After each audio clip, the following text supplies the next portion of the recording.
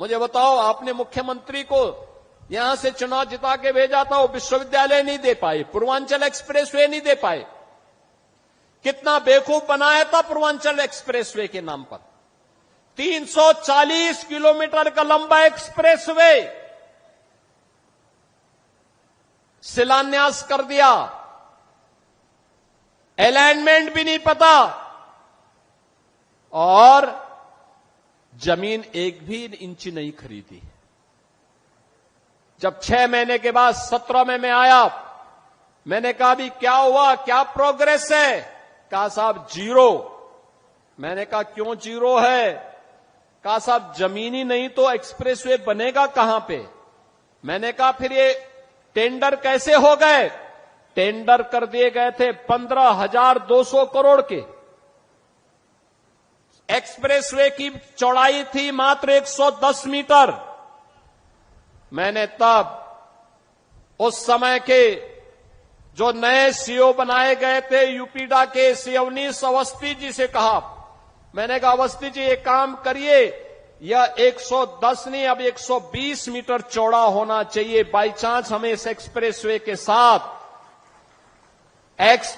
के साथ जब हम high speed, semi high speed train का संचालन भी करेंगे तो उसके लिए हमें जमीन चाहिए होगी। तो एक साथ हम उसके साथ एक्सप्रेसवे के साथ उसको भी दौड़ा सकें।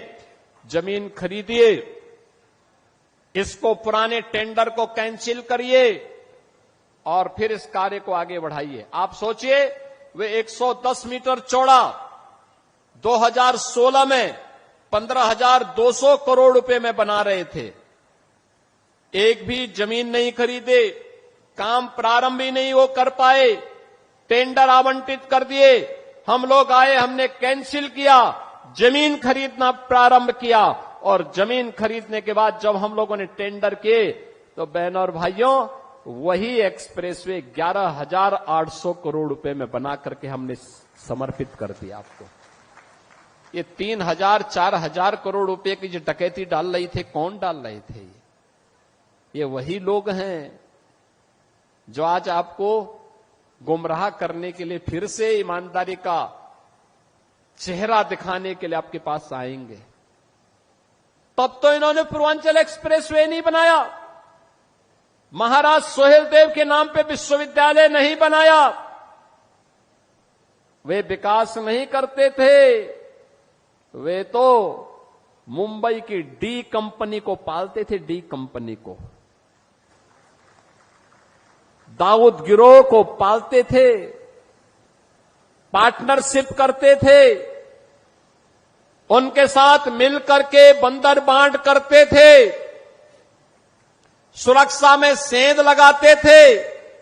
कोई आतंकी वारदात होती थी, बदनाम आजमगढ़ होता था, पहचान का संकट मेरे इन नौजवानों के सामने आता था। ऐसा है, डी कंपनी को एक्सप्लेन कर दो तो हम बताएं डी कंपनी कौन सी है? Development company? भाई अब डी कंपनी किसको बोल रहे हैं?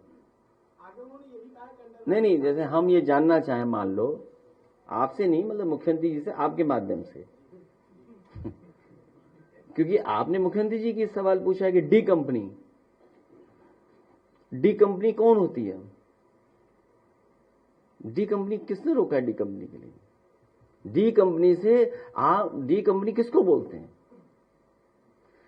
उनका मीडिया एडवाइजर जिसने हमारे खिलाफ पैसे देकर के प्रेस के लोगों को चलवाया न्यूज, उसका नाम हो गया घोषित, याद कीजिए, नाम सब जान गए, सब पत्रकार जानते हैं उसका नाम। उसका लेन देन तो डी कंपनी से ही था, इसलिए उन्हें डी कंपनी याद आ रही है। बताओ डी कंपनी से लेन देन था कि नहीं था? हैं? डी कंपनी से लेन देन था, और जमीनी लेन देन है, जमीनी रिश्ते हैं, ऐसे वैसे रिश्ते नहीं है, जमीनी रिश्ते हैं। और जिससे रिश्ते थे वो कहां है? कंपनी वाला किस देश में है? तो ये जिस हाईवे से, मतलब क्या बोले उसके लिए, अनपार्लियामेंट्री लैंग्वेज नहीं बोलनी चाहिए, शब्द तो आया था लेकिन मैं बोल नहीं सकता,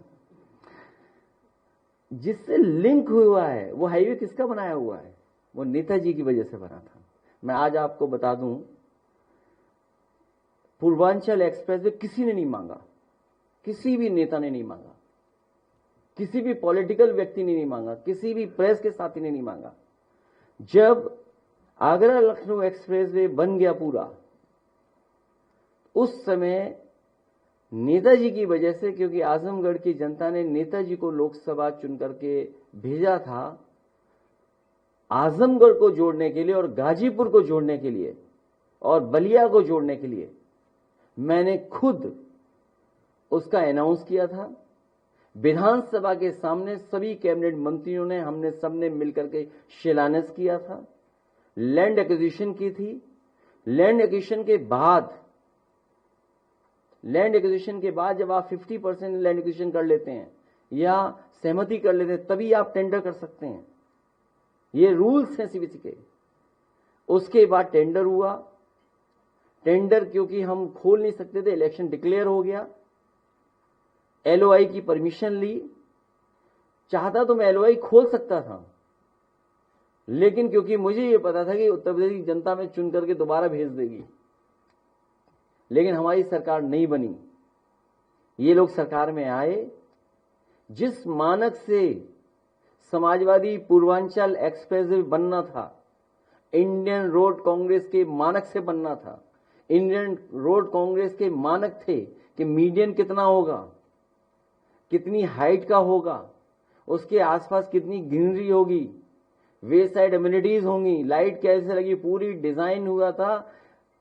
हमारी सरकार नहीं बनी, एलओआई इशू नहीं कर पाए, इन्होंने टेंडर कैंसिल किया और टेक्निकल, फाइनेंशियल, उन सब मानकों को इन्होंने नीचे किया और अपने ठेकेदारों को ऑब्लाइज करने के लिए इन्होंने टेंडर कैंसिल कर करके अपने ठेकेदारों से बनवाया।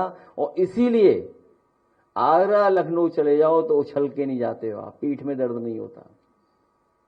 अगर आप पूर्वांचल पे चलते जाओगे तो पूर्वांचल के लोग जानते होंगे।